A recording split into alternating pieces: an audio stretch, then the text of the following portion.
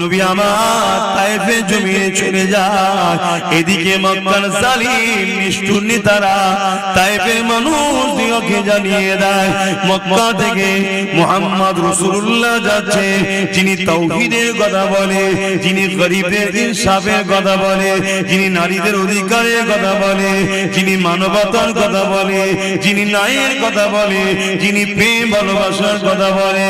এই তায়েফের সরদারেরা মুহাম্মদ রাসূল যা বলে ঠিকই সত্য কথা বলে, কিন্তু মুহাম্মদ রাসূলের কথা মতো চললে আমরা যে মানুষের উপরে সন্ত্রাসী করে টিকে রয়েছি, মানুষের উপরে আতঙ্ক করে টিকে রয়েছি, মানুষকে ভয় খাইয়ে টিকে রয়েছি, মুহাম্মদ রাসূলের কথা যদি মেনে নেওয়া যায় তাহলে আমাদের অন্যায় অত্যাচারের সাম্রাজ্য মিটে যাবে।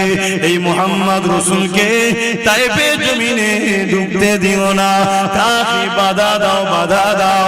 আজকে দিনে তো সেই রাসূলুল্লাহর পক্ষে যারা কথা বলে তাদেরকে বিভিন্ন মাহফিলে বাধা দেওয়া হয়, তাদেরকে বিভিন্ন জায়গায় রোকা হয়। কেন রোকা হয়?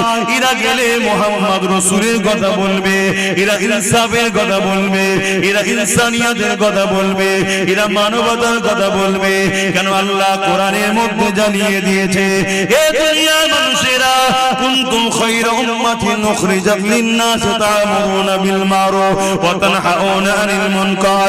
আল্লাহ আমাদেরকে দুটো কাজ দিয়েছে, অন্যায়কে মিটিয়ে দাও, ন্যায়কে প্রতিষ্ঠিত করো।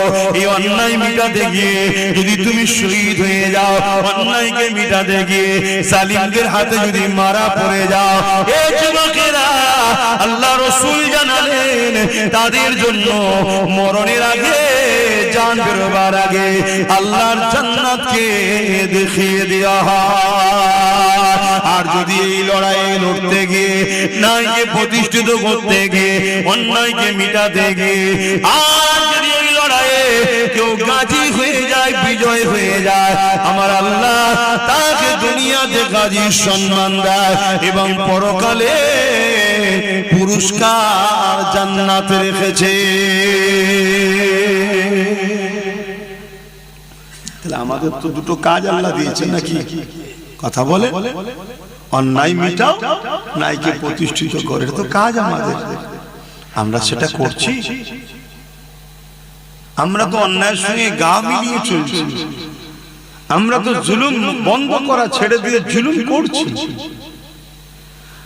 আমাদের অনেকের ধারণা হয়ে গেছে ইসলাম নামাজ, রোজা, দাড়ি, টুপি, হজ, যাকাত, নামাজ পড়লেই হয়ে গেছে, রোজা রেখে নিয়েছি হয়ে গেছে, একবার হজ করলেও মিটে যাবে।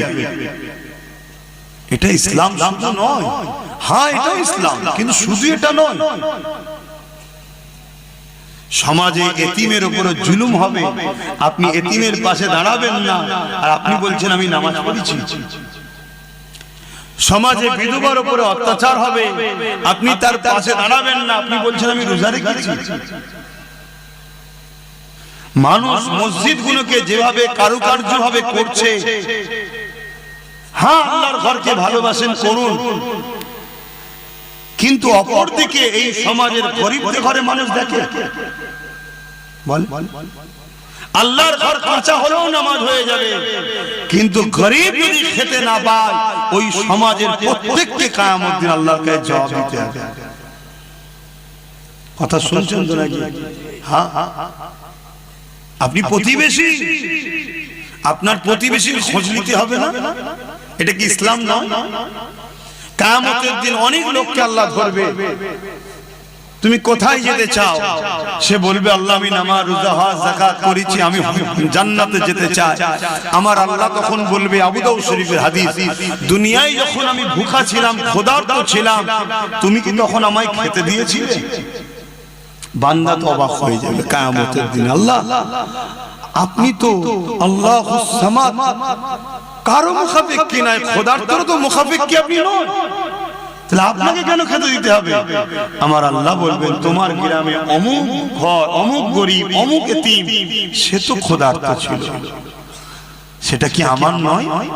ওকে যদি দিতে আমাকে দেয়া হতো, ওকে দিওনি, আমাকে দিওনি, আমি তোমায় আজ জান্নাত দেব না। আজকে বলুন গরিবদের